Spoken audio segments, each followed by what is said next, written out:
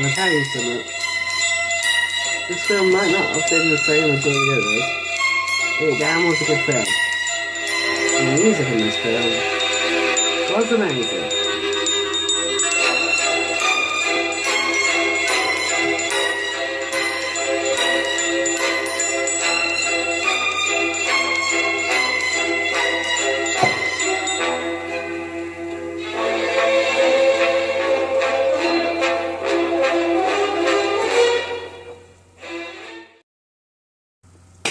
Hey everyone, Joe here for the Minecraft Alliance and welcome back to another episode of Reviewing a Whole Lot, guys. And in today's episode we are going to be reviewing this DVD. And sorry guys, I do apologise, I'm just trying to sort out some annotations for the last episode, so I've just uploaded it and I'm filming the next one. This is Harry Potter and the Order of the Phoenix, the film where everything changes now. One thing I want to point out about the films before we go any further. I've noticed something about the way that Voldemort is shown in the films. You never, and I'm going to reiterate this point when I get to further episodes, but you never, ever see Voldemort in daylight until he dies. He's like a vampire. Daylight is his weakness. And the interesting thing is, he kind of relates to a vampire in some ways, because he uses objects from different founders and uses them to survive. He uses the murder of someone, if you want. But yeah, that's a better way to describe it. I think he uses he relies on murdering people to survive, because he murders someone, and then he turns these 7 people and turns them into Horcruxes, or 8 people. We don't necessarily know, as far as I can remember, what all the murders were that he used to turn things into Horcruxes. I think we can guess some of them. Well, Dumbledore makes pretty astute guesses about killing the Riddles being for the ring, which would make a bit of sense, and also getting Nagini to kill the snake for killing Frank being the one for Nagini. But then there's the other Horcruxes, but I'm not going to talk about those right now. At the moment, I'm going to talk about this film, because we're not at Horcruxes yet. This film, well, sorry, what am I doing? We're going to do our 5-minute thing in 3, 2, 1. So this film for me was one of my favourite films. It is one of my favourite films. I can't actually remember where I put it. I don't think I've done my film ranking yet, so I can't tell you.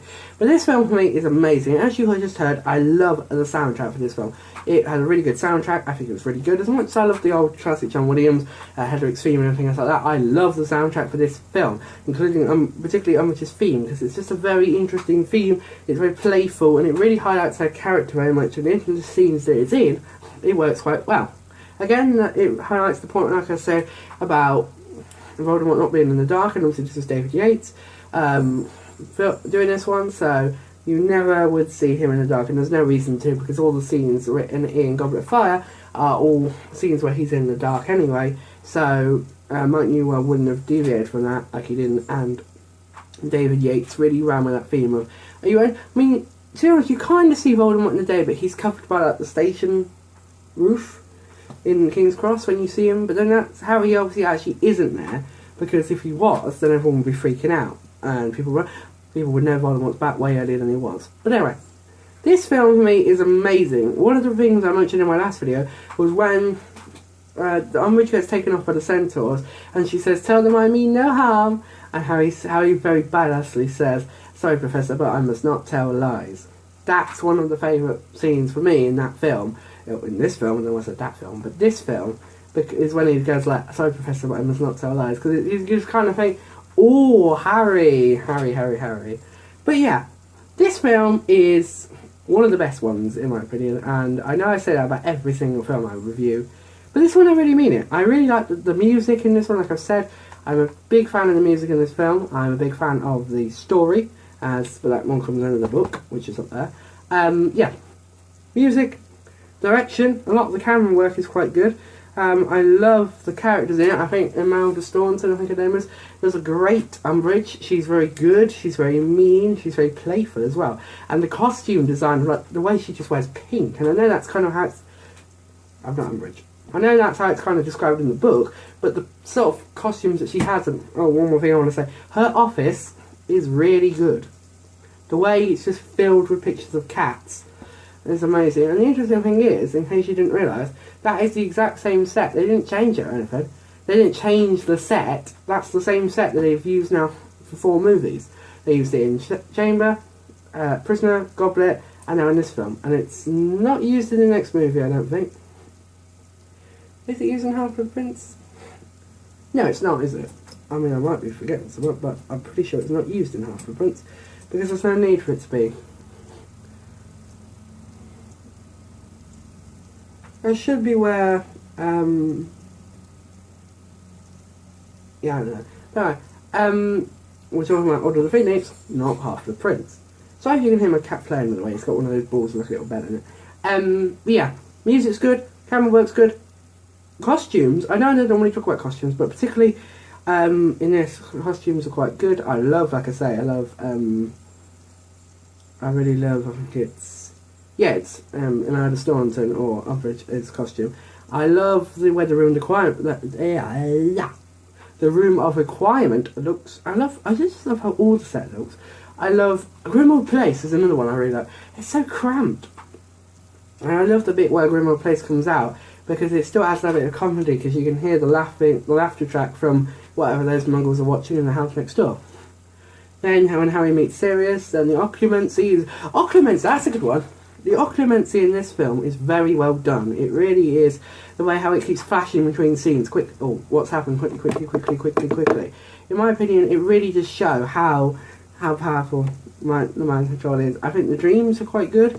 The dream, actually, where Harry dreams about the attack on Mr. Weasley, that's very good. It's very well. That camera work is very good.